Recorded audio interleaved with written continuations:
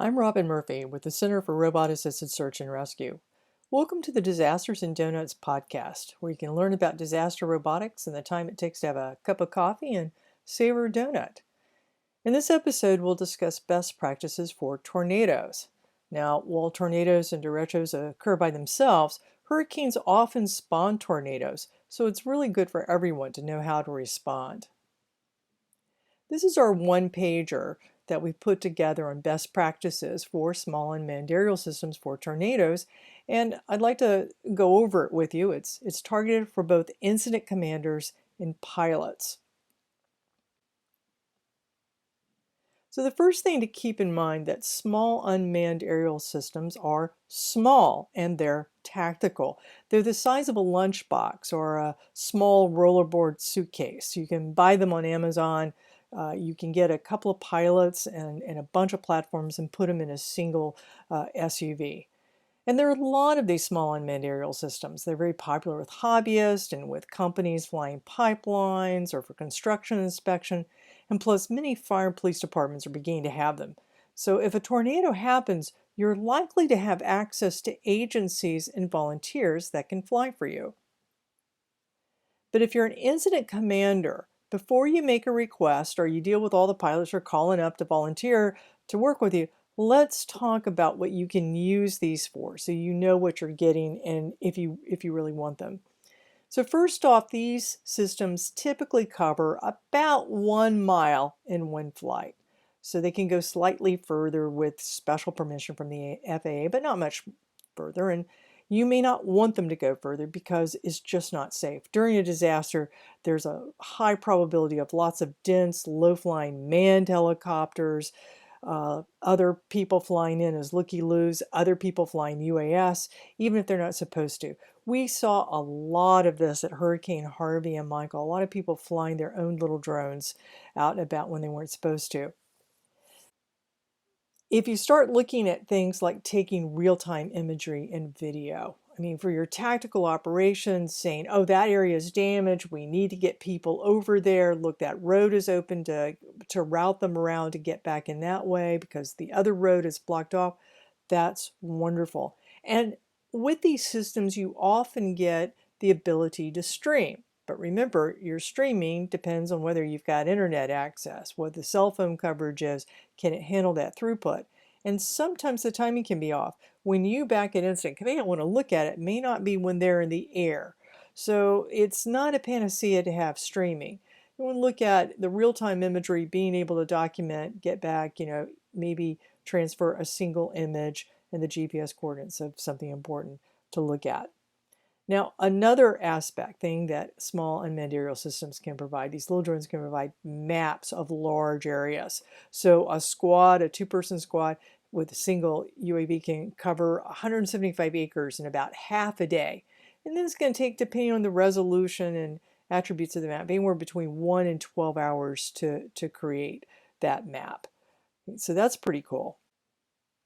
So what's happening with the maps is that you've got these pilots, they collect the images, they hopscotch from area to area, and then when they're finished, either for the day or for that particular region, then they start running the software. And they'll either have the software resident on a computer or they'll upload to the cloud. Again, there's always problems with the cloud. Now, most of these systems come with thermal imaging. You can add really high resolution thermal imaging. But in general, thermal imagery is really hard to do damage assessment with at night. Okay, so I mean, look at that picture. What are we looking at? Heck if I know. So you probably aren't going to use thermal imagery. And it's also very hard to detect people who, are trapped, are exposed in there. It's kind of a 50-50 proposition. When it works, it's great. When it doesn't, it doesn't.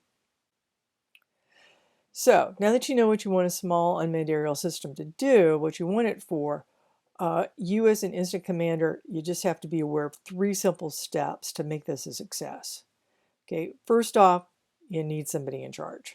And that person probably won't be flying because it's not a divvy up this and then we go out and play.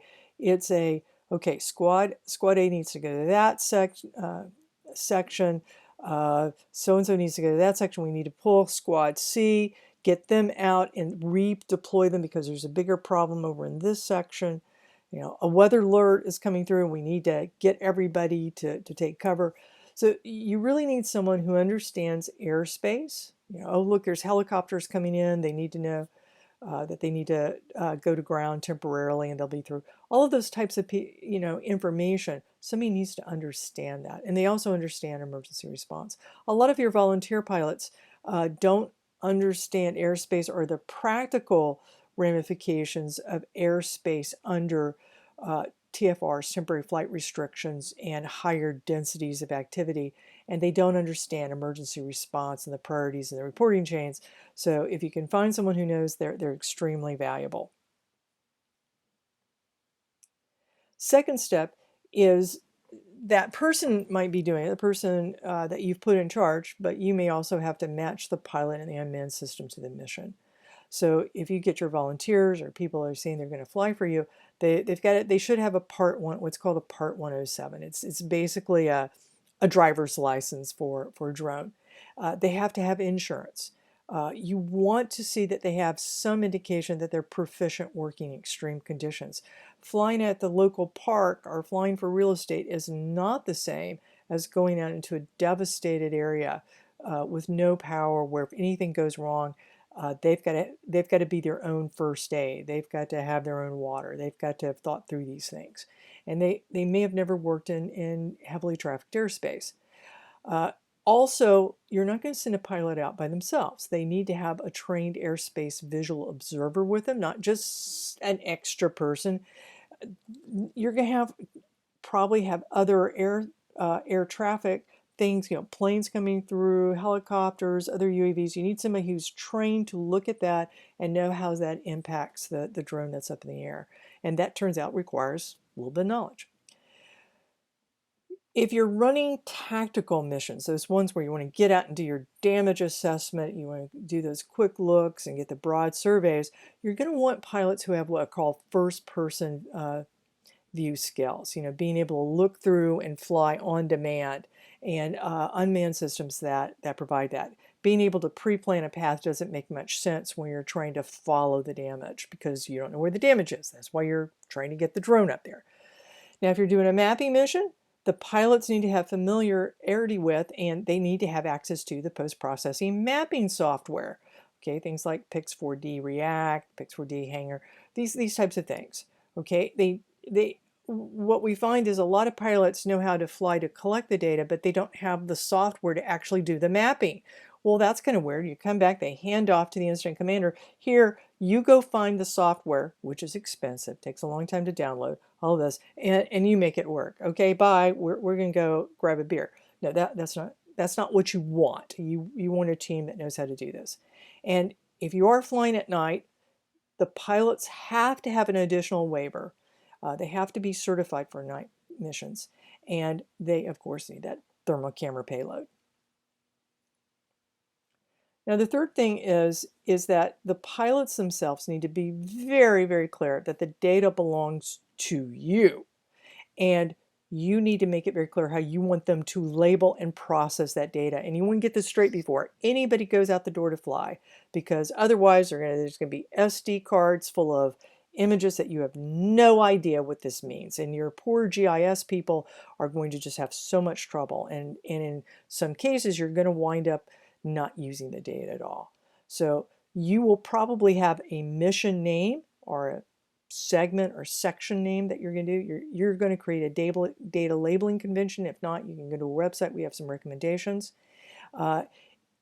If there is none, just the minimum to do is that the folders that the images are should indicate the event, the date, the location of the landing zone that they took off from, and then if they ran multiple missions, each with put those in a subfolder.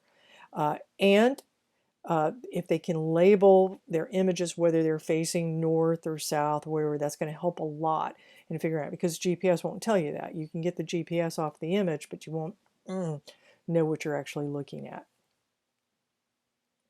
So, as an incident commander, it's pretty simple. 1, 2, 3. 1, put somebody in charge. 2, make sure you've got the right match of pilot and drone to the mission. And third is make sure the pilots know the data belongs to the agency.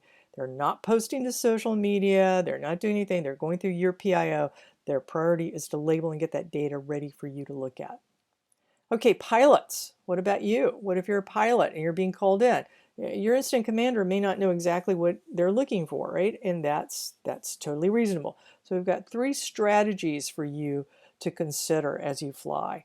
These would be the default. One thing is that in tornadoes, typically they want to see, everybody wants to see the path and the extent of the tornado. And they want to see a wide enough view that they see the roads and the access points. So we've seen a lot of video where people flew the path of the tornado and they flew as close as they could, as low as they could, and got that where, you know, you see the trees and it just begins to trees get straight and they aren't affected by the tornado. And that's it. So you have no context. You can't see if there's roads. So you can't see if there's anything. You can't see if there are houses nearby. So they're probably going to want a bigger view. Also, people don't do well looking straight down, that bird's eye view, that nadir view. Instead, you wanted that oblique view, looking slightly ahead, like you were looking outside of an airplane window. You'd be looking kind of forward and down. That's a better view for people that you're going to give that video to comprehend what they're looking at. Do one thing well on each flight. So if you want to capture the width and the breadth of the tornado's flight, then you focus on that and only do that. And yeah, you may have seen some damage. Finish out the first mission to get the width and breadth of the flight.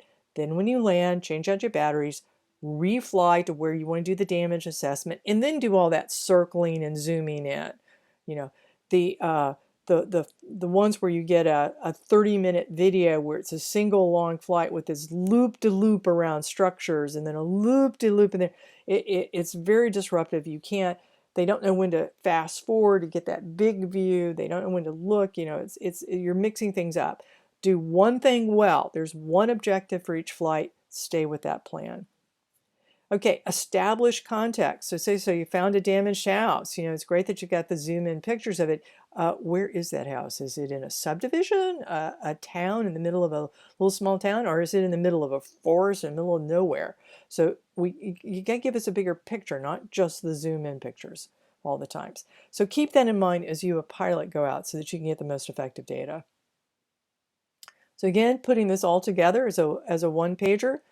Hopefully this will help you and guide you if you're an incident commander or a pilot to be effective in getting good information, the right information to the right people at the right time so they can make the right decisions. Let us know what you think. Check out our classes or other just-in-time guides or website. And a big shout out to the Texas Forestry Service, Greg Cutler with the North Texas Public Safety Unmanned Response Team, and Dan Riley with NOAA for their help on this.